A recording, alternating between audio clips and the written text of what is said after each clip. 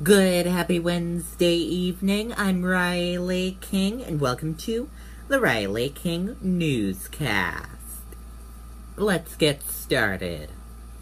Laconia man accused of kidnapping couple at gunpoint. Let's take a listen to this video from WMUR News 9.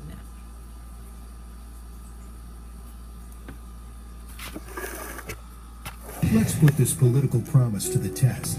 I've been an independent, strong voice for New Hampshire. Then why does Kelly Ayotte still support Donald Trump for president? Independent-minded Republicans across America put principle ahead of party and said no to Trump. But not Kelly Ayotte. She says she still supports Trump. An independent, strong voice. If she's so independent, why is she still supporting Trump? Independence USA PAC is responsible for the content of this advertising.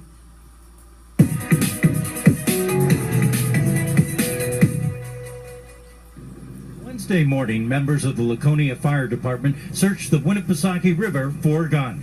Police say 22-year-old David Bickford used the weapon as part of a kidnapping and attempted robbery. It began with Bickford asking a male and female that he was acquainted with to do him a favor. About 9:30, the victims were behind the library, and they were asked by the suspect to watch a bag containing some different charging devices. When Bickford asked for his bag an hour later, the victims denied knowing anything about it, and an argument followed. Ultimately, the suspect produced a black-handled revolver and threatened to shoot one of the victims. Police say Bickford marched the two victims down Church Street, where the female was able to convince Bickford to let her go. At which point he maintained possession of the male victim as collateral to get his property back. Police say that Bickford then took the male victim back to the library and made him put on a sweatshirt and hat. He then marched him at gunpoint down towards the Circle K with plans to rob that convenience store. But along the way, they had to pass the Laconia Spa convenience store,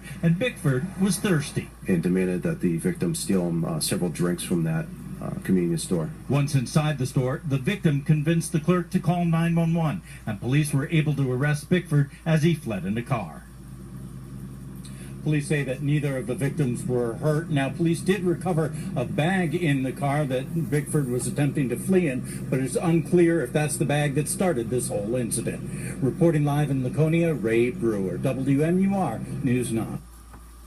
Okay, and there you go on that report. Boy 7 found wandering alone, Route 101 in Epping. Let's take a listen to this video from WMUR News 9. Let's put this political promise to the test. I've been an independent, strong voice for New Hampshire. Then why does Kelly Ayotte still support Donald Trump for president? Independent-minded Republicans across America put principle ahead of party and said no to Trump. But not Kelly Ayotte. She says she still supports Trump. An independent, strong voice. If she's so independent, why is she still supporting Trump? Independence USA PAC is responsible for the content of this advertising.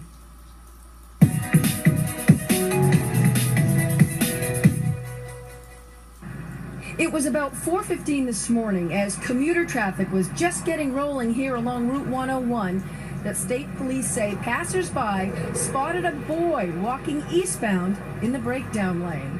Several motorists called police, a few even pulling over to help. Police say the boy was apparently frightened and ran into the woods. Fremont police found him, and he was able to give them his name and that he was 7 years old. He was reunited with his parents a short time later, who'd been asleep and hadn't known he was gone. Route 101's a dangerous road if you're a pedestrian, never mind if you're a young child, so in the dark, without any adult supervision. So the fact that we're able to locate him, bring him home, reunite him with his parents, and hopefully we're creating a situation where this doesn't happen again because, obviously the parents would, I imagine that they were terrified. I know I would have been.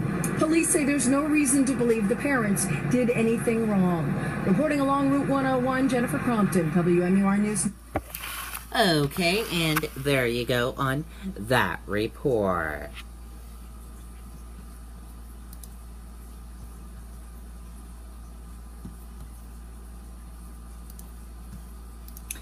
Governor Maggie Hassan releases new report on New Hampshire's response to heroin opiate epidemic. Governor Maggie Hassan released an update on the state's response to heroin and opioid health crisis with recommendations to continue building efforts to address the issue in a press conference on Wednesday afternoon. Governor Hassan's office said the governor has made several efforts over the past year to help crack down on fentanyl and establish a statewide grant program to assist local law enforcement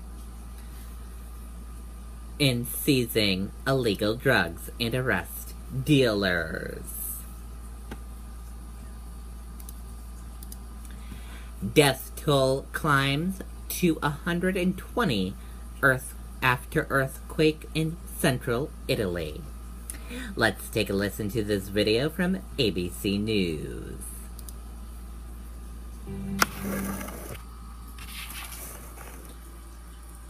As the sun sets in central Italy, the desperate search for survivors continues into the night. As first responders continue to pull people from underneath tons of rubble, the gut-wrenching images of those who perished, covered in blankets, children among the dead. This image capturing a nun sitting in front of one of those bodies. Sister Mariana describes her daring escape. I tried to hide myself underneath the bed, and then I went outside to ask help, but no one heard me. The town of Amarice, one of the hardest hit, buildings which towered high above this hilltop town, now disintegrated, chunks of rock and concrete scattered everywhere. There's nothing left standing. I'm so sorry for so many people that are under the rubble. They are people I love.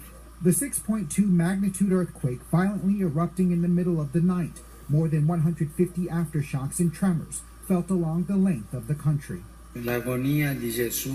Pope Francis now asking for the world's prayers. This clock tower, the only iconic structure left standing in the town of Amarice. These before and after shots shows just how much this town changed in a matter of seconds. The State Department is urging Americans in the quake area to call the embassy and to contact family members any way they can, including social media outlets. Ray Raymundi, ABC News, New York. Okay, and there you go on that report.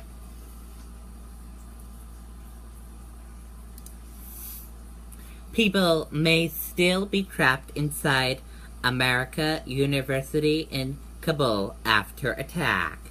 Let's take a listen to this video from ABC News.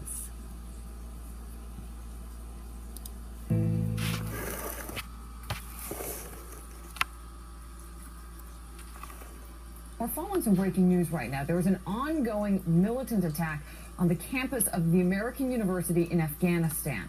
Security forces are on the scene. This is in Kabul. Right now, police believe there is one assailant. Witnesses say they heard automatic gunfire and explosions. An Associated Press photographer tweeted that he is trapped inside a classroom and has been wounded along with several others.